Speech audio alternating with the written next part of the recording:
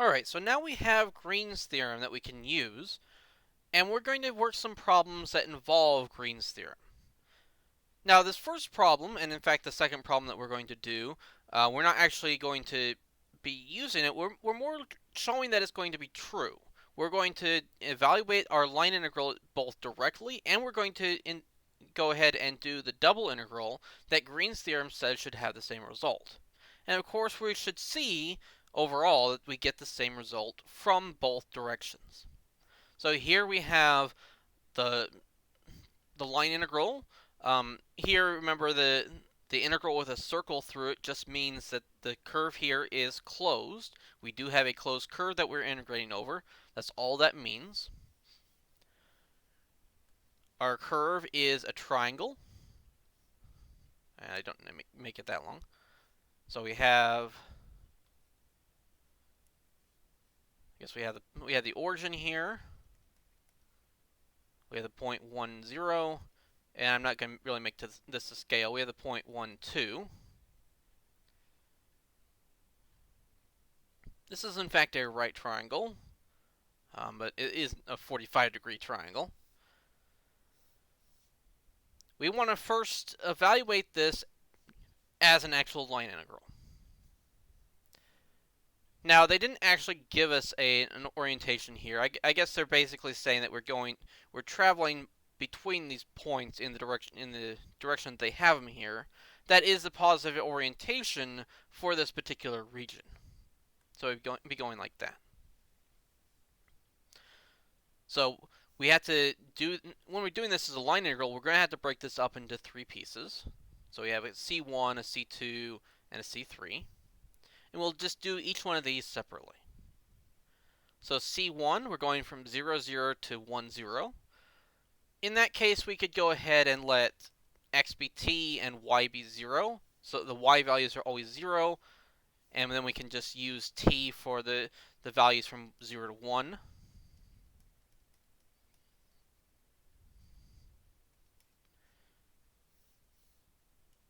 We then need to know what dx and dy are. So dx is equal to dt. Dy is equal to 0, or you can say 0 dt. Except we don't really have to do too much here, because if y is always equal to 0 and everything has a y in it in the first place, well, that one's going to always be 0. There's not really too much to do on that one. So c1 xy dx plus x squared y cubed dy has to equal 0. In fact, we probably didn't even have to bother with starting a parameterization for it. We didn't actually use the parameterization. Also note here that this C1 is not a closed curve, so it would actually be wrong to put the circle here. Not that it's too important to really worry about when this circle is there. If that confuses you in any way, just leave the circles off, and it'd still be correct to write this as a single integral without the circle. Alright, now we're going over C2. This time, our x coordinate is always equal to 1. And we can go ahead and just let y equals t. This time the t doesn't go from 0 to 1, but it actually goes from 0 to 2. Of course, dx is equal to 0, or 0 dt. dy is equal to dt. That means our integral over C2 of xy dx plus x squared y cubed dy. We have to go ahead and plug these in there. Well, first of all, the dx is equal to 0, so this first term we don't have to worry about. We can ignore it. We're going to be integrating from 0 to 2 of x squared, that's just equal to 1. Y cubed is t cubed. And then dy is dt. Of course, then that becomes a 1/4 t to the 4th from 0 to 2. Plugging in 2 gives us a 1/4 times 16, or 4, minus 0.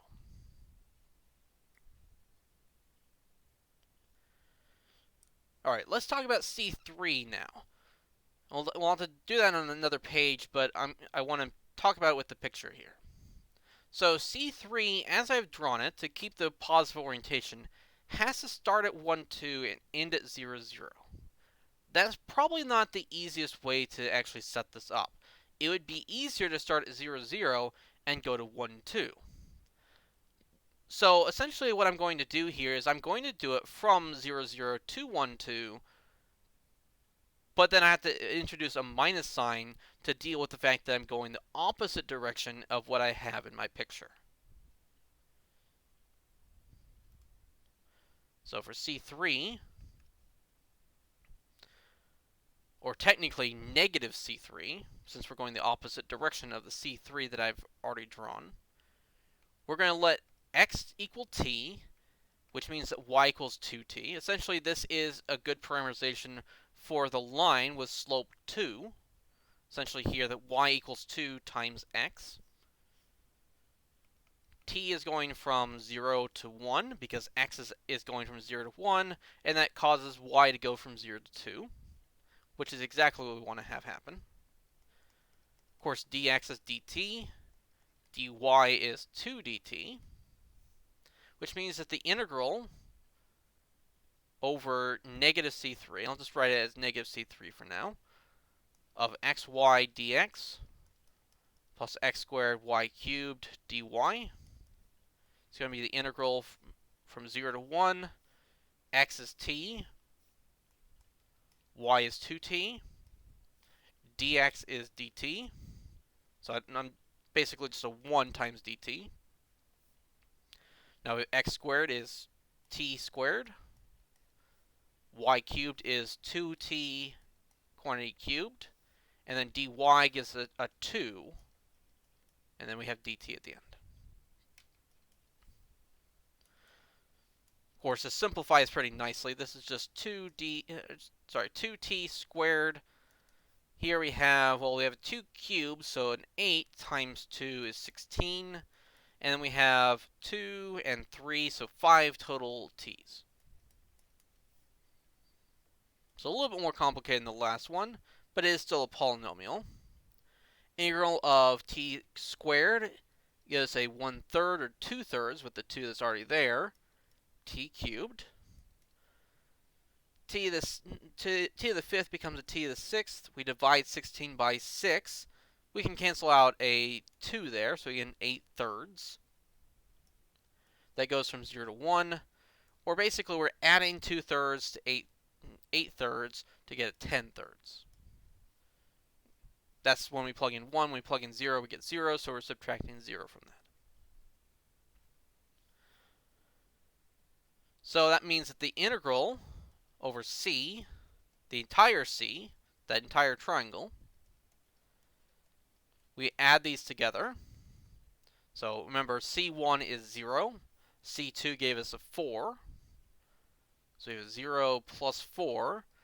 And then plus, well, this is negative C3. We need a positive C3. So we actually take a negative times this 10/3. So minus 10/3.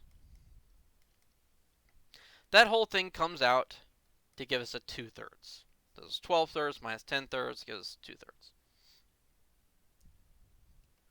On the other hand, we can integrate this using Green's theorem. If we look at the double integral over this region, so remember this is a triangle. Maybe I'll call it, even just call it t here.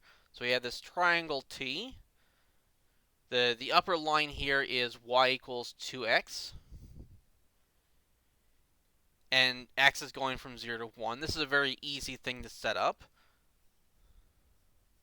But we're going to have to, instead of integrating p and q, we have to differentiate q with respect to x and p with respect to y,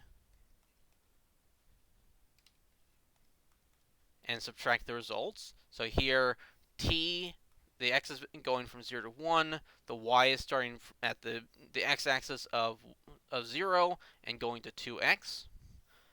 The derivative of q with respect to x, remember, that means we're differentiating x squared y cubed. That is our q. Then we subtract the derivative of xy. That's our p. We're doing dy dx. Let's go ahead and simplify this. So the derivative of this with respect to x is going to be a 2x y cubed. Not doing anything to the y there. Differentiating this with respect to y, we just get an x. And now it's just a double integral over of a polynomial over a region that is a triangle. It's a very easy thing to do. Integral with respect to y, this y to the third becomes a y to the fourth.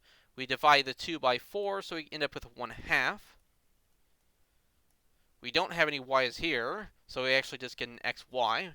So we went back to the xy that we started with. We get to plug in 2x and 0. Of course, the 0 is going to make everything 0, so that's not too important. But we do need to plug in the 2x, including in here 2x to the 4th power. That is a 16x to the 4th power. 16 divided by 2 is 8. And then we already have an x here, so x times x to the 4th power is x to the 5th. This one's a little easier. We have x times 2x, or just 2x squared. Integral of this with respect to the only variable that's even left, with the x. We have 8x to the 5th. This becomes an x to the 6th. 8 divided by the 6 that we get from that becomes a 4/3. Here, the x squared becomes an x cubed. The 2 that we have here gets divided by a 3. We take that from 0 to 1. Of course, that means we plug in 1, get 4/3 minus 2/3. Then subtract 0 that we get by plugging in 0. And of course, that difference is 2/3, which we should expect because that's what we got here. We got the same 2/3 that we had the other direction. Number 2 is a very similar problem. In fact, it's in the same directions here. This time we have the line integral of y dx minus x dy, where our curve is just a circle, specifically the circle centered at the origin with radius 4.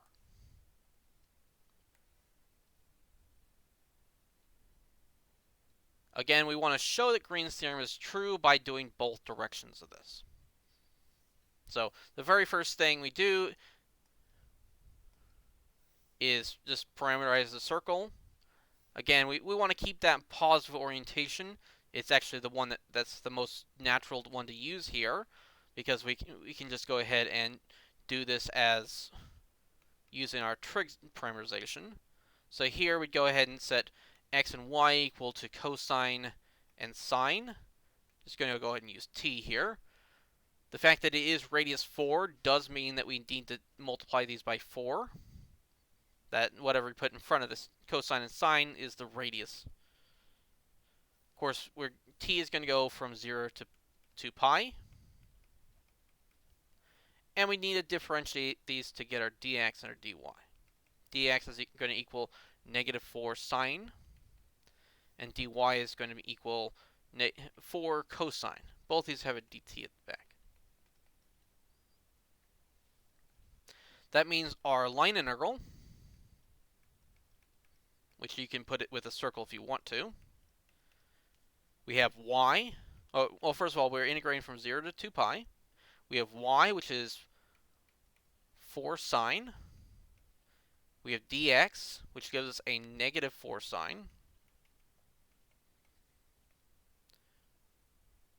We're subtracting x, so a minus x is 4 cosine.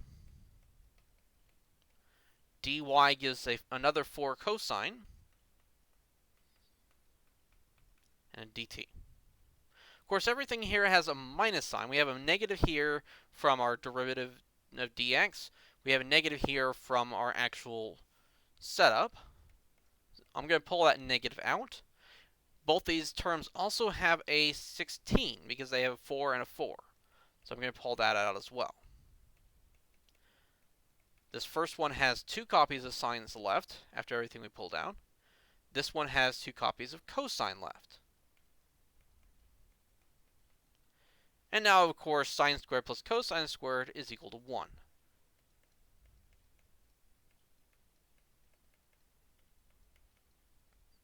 But the integral of 1 from 0 to 2 pi is just going to be 2 pi. And we get a negative 32 pi. That's really not that bad. That one wasn't too bad. At least we didn't have to break it up into 3 different pieces this time. If we want to evaluate this using Green's theorem, we're taking the double integral over the region D inside this disk of radius 4. We're going to take the derivative of y with respect to, of our y component with respect to x, but our y component, remember, is negative x. That's our q, you could say. Then we subtract the derivative of our x component with respect to y. So our p here is just y.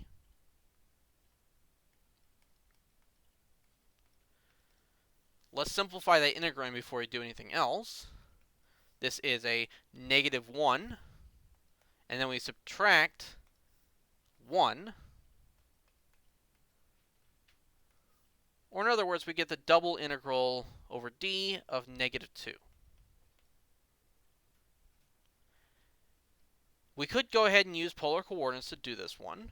I mean, we are integrating over a disk, but our integrand is actually really nice and simple. It's a constant. In fact, we could go ahead and pull out that negative 2. We end up integrating 1 over that region. Recall that the integral of 1 over region is just the area of the region. So that means that this double integral is negative 2 times the area of the disk of radius 4. Well, the disk of radius 4 is pi times 4 squared. 4 squared is 16 times negative 2 is negative 32 pi. So actually, even though this line integral wasn't too bad, it actually worked out very quickly and nicely, the double integral turned out to be even faster. And as long as we do some actual geometry here. Though even doing it in polar coordinates is really not that bad. Kind of the point here is that line integrals can be a little bit complicated to do, especially if they have to be broken up to do them. But it turns out a lot of times double integrals turn out to be a lot faster, or a lot more straightforward anyways. That's not always going to be the case, but it frequently is. In fact, in problem 12, we'll see another reason why using Green's theorem to evaluate a line integral using a double integral turns out to frequently be easier. Because if we want to evaluate the integral of this f over this curve, it's actually a little bit complicated to do. The actual curve is not too bad. It just consists of 2 pieces. So we're looking at y equals cosine of x from negative pi over 2 to pi over 2. So we have this curve here. So remember, cosine goes like that and then goes below the x-axis, but we're not going far enough to deal with that part. We're just dealing with this part on top, and we're dealing with the line segment below so that we actually close up this region. So keep in mind the direction that they're actually giving us a direction this time. They're saying that they're going over y equals cosine in this direction, and then we're taking the line segment from this point back to this point. So they do want to give us a closed circuit here, even though that one of them might feel like it's going the wrong direction. If we were to set this up using a line integral, it actually would be possible to do. It would require some substitutions, some integration by parts. It would look kind of messy at first, at least, but I think it would definitely be possible. I haven't actually worked the entire thing out, but I did set it up just to make sure it could be done. But when we're using Green's theorem to do this one, we need to first find the function that we're dealing with. So remember, we're taking the derivative with respect to x of q here this is the first component is p, the second component is q. So we're taking the x derivative of e to the negative y plus x squared minus the derivative of, with respect to y, of e to the minus x plus y squared. And then the whole point here, why this actually makes it easier, is that all the exponentials go away. The only exponential in here depends only on y. It doesn't depend on the x that we're differentiating with respect to. Same thing here. This depends on x, not y. So we end up here with a 2x minus 2y. So all the exponentials are gone, and when we integrate 2x minus 2y, we don't have to worry about having exponentials in our integral at all. So our line integral, the integral over c of f dot dr, could say it's the double integral over our region, let's just call it d for the moment, of this difference. Sorry, that should be q.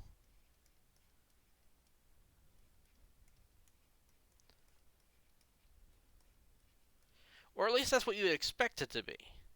The problem here that you actually have to pay attention to realize, or you could read the directions, I guess, it does hint to it already.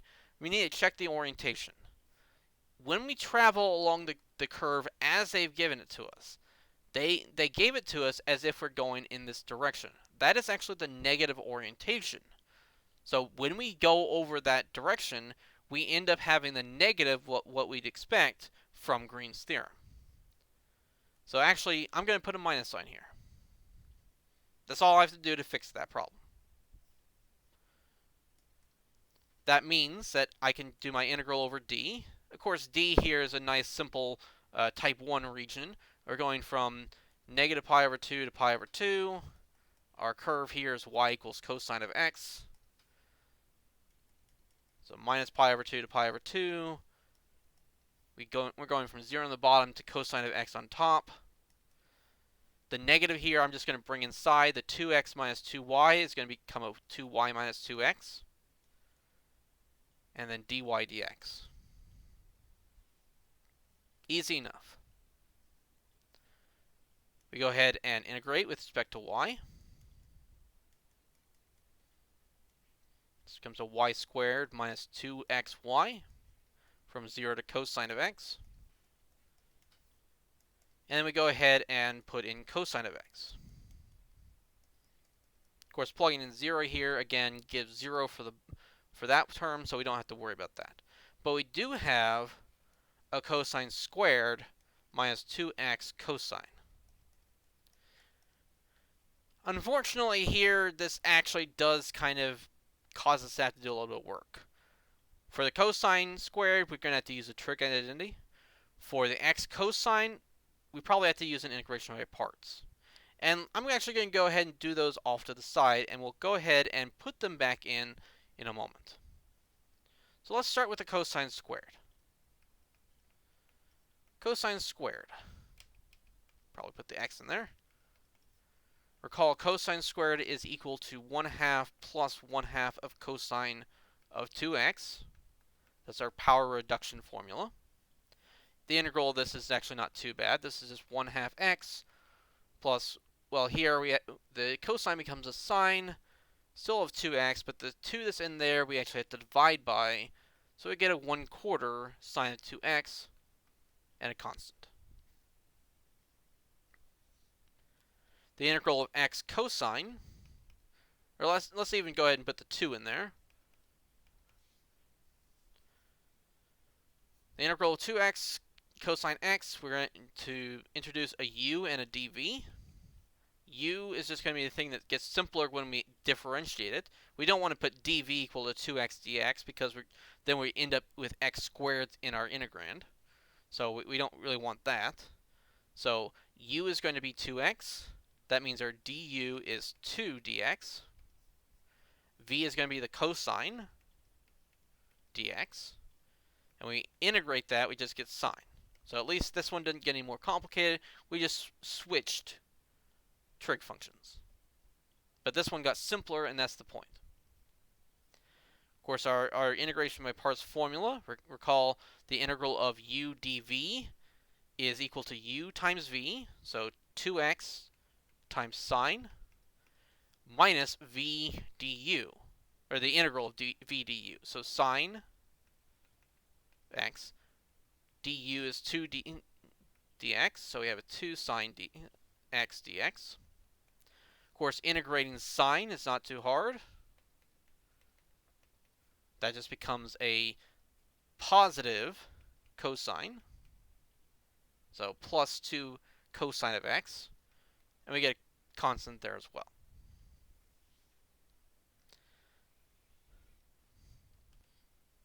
So if we go back to the line integral that we had, we go ahead and just plug these in there. We can ignore the plus c's. So the cosine squared is going to give us a 1/2 x plus 1/4 sine of 2x.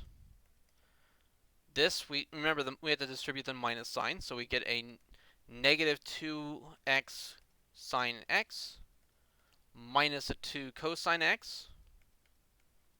That's going from negative pi over 2 to pi over 2. We do get to plug all those in there, so we have a 1/2 x times pi over 2. That means we have a pi over 4. Sine of 2 times pi over 2, well, that's just sine of pi. Sine of pi is 0. So that part goes away. But here we have sine of pi over 2. Sine of pi over 2 is 1. So we have 1 times negative 2 times pi over 2. That all comes out to be a negative pi. Finally, cosine of pi over 2 is another 0. So get a 0 there as well. Now you get to plug in negative pi over 2. 1/2 of negative pi over 2 is negative pi over 4.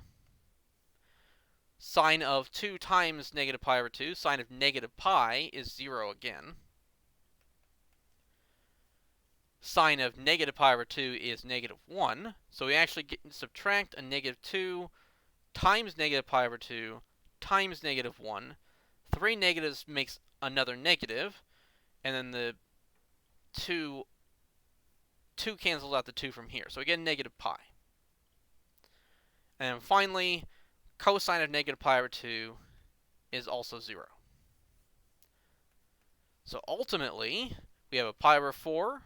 We have a plus a pi over 4, so that's a pi over 2, those two together. We have a negative pi, but then we subtract a negative pi, so those actually cancel each other out. We end up with pi over 2.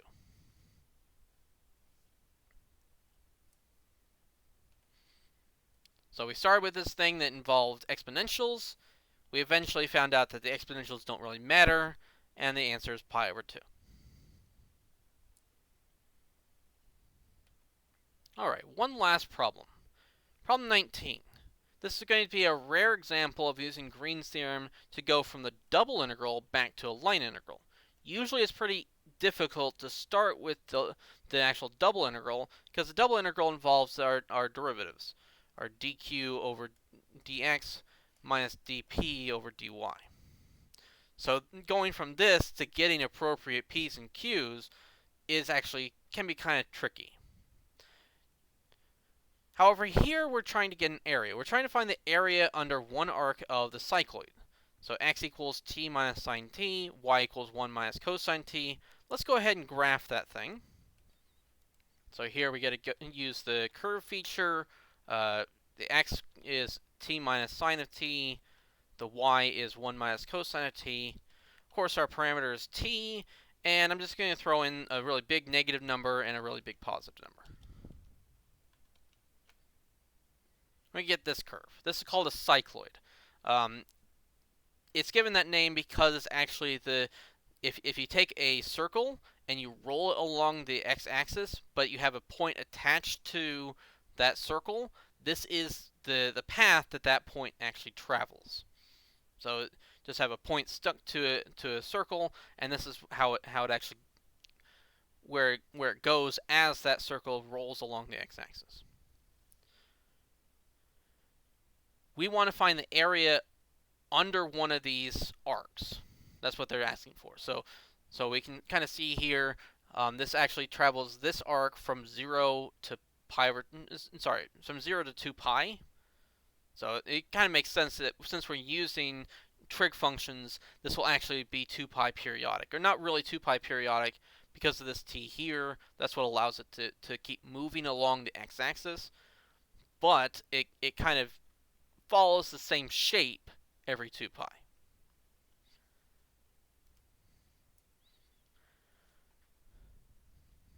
Now, how are we actually going to get a p and q that will be helpful to us? Well, that's why they're referring to the formulas in 5. Essentially here, any choice of p or q where this difference comes out to be 1 is going to work for us, because remember, the area inside of a region is just going to be the double integral of 1 over that region. So let's say the area under, sorry, the region under one of the arcs we'll call D. The area of that is going to be the integral of 1 over that, but that 1 is going to have to be our dq dx minus dp dy. What they've done here is actually gone through a couple of possibilities, some really simple possibilities. For this first one here, they keep in mind the dy here corresponds to the q, so here they've let q equal x and p equals 0 because the dx is not in there. If this is x, then that's a 1, and that's 0, so we get 1. For this one here, we have a negative y, so negative y is for our p, 0 is for our q, so we get a 0 here minus a negative 1 to get a 1. Or finally here, we have a 1/2 x for our p, 1/2 y, or sorry, negative 1/2 y for our, sorry, 1/2 x for q. Keep in mind that the dy is the thing they put first here, so watch it when they switch them. So 1/2 x is our q, negative 1/2 y is our p. So we have a 1/2 here minus a negative 1/2 to give us a total of 1. So those are all possibilities for things we could choose for p or q that would actually make this work. So I'm going to go ahead and just pick one.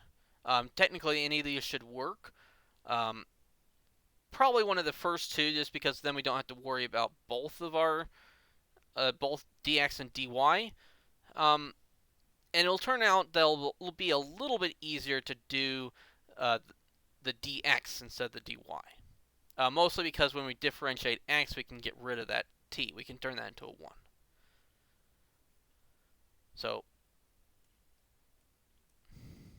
say this is c, where c is going all the way around the cycloid. And we're going to say minus integral over c y dx. Now note, we do actually have two parts to this curve. We have the cycloid up on top. We have to come back along the bottom. Or really, we have to go along the bottom and then come back along the cycloid. Just because we need to make sure we have positive orientation. So we're going to have two pieces. Let's actually start with the baseline. So this is the line on x-axis from 0 to 2 pi. Of course, here y equals 0. So actually, this integral here, negative the integral along c1 of y dx, is also going to be 0. Okay, so that part, even though we technically have to include it, that part actually was pretty simple. The cycloid part, of course, is the part where we have to pay the most attention to. So C2 here is our cycloid. So x is equal to t minus sine of t. Y is equal to 1 minus cosine of t. Again, this actually is the parameterization for going the negative direction. So actually, we'll say this is negative C2. It's going along the top in the wrong direction. So we're going to have to change the sign of this at the end in the first place. T is, of course, going from 0 to 2 pi. We're just going to take dx, because keep in mind we're not doing anything with the dy in it, so we don't need dy. Dx here is 1 minus cosine of t, technically dt. That means that negative integral of c2 along c2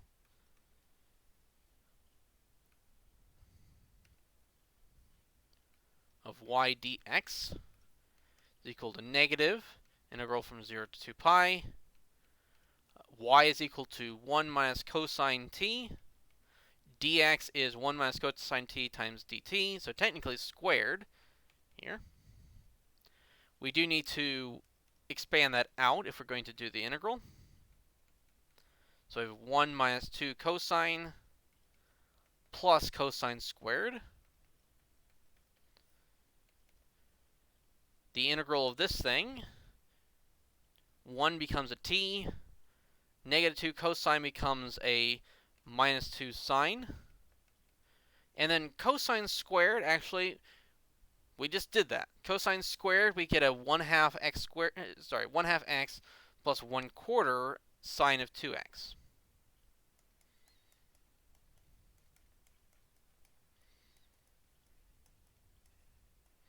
Going from 0 to 2 pi. Of course, when we plug in either 0 or 2 pi, sine of 0 and sine of 2 pi are both 0. Sine of 0 and sine of 4 pi are both 0. So those go away. Plugging in 0 into... Actually, oops. This should be t and t. Yeah, I can use the formula, but I need to change to the correct variable. Plugging in 0 for t and 1/2 t is 0, of course. Plugging in 2 pi here, we have a 2 pi and a pi. So we end up having a total of 3 pi with the negative that's outside here. So a negative 3 pi. That, of course, means that our area, which is going to be the integral of c1, negative integral of c1 dy dx, negative the integral over c1 y dx minus the integral c1 or c2 y dx. And I guess this was negative. So this was 0. This, well, we found the negative of it. So when we turn it into a positive, we actually get a 3 pi. So the area under the cycloid is 3 pi. Now, if you hadn't remembered to take into account the orientation here, of course, you would have gotten a minus 3 pi. Since this is supposed to come out to be an area, you should know at that point that you did something wrong. And orientation is one of the easier things to get wrong if you're not paying too much attention. So I would urge you, if you do a problem like this and you come out with a negative for something that should obviously be positive, check your orientations. If that's the case, if that's the problem, then it's a pretty simple fix. If you did a problem in the actual integration part, that might be a little harder to catch, of course. All right, so I'm going to leave that here. In the next section, we're actually going to leave the realm of line integrals in 2 dimensions and things like Green's theorem and like that. We're actually going to start trying to generalize some of this to stuff in 3-dimensional space. And there's actually 2 ways to do that, and those will lead to two different theorems. We have Stokes' theorem and the divergence theorem. So I'll meet you in that video in a day or two.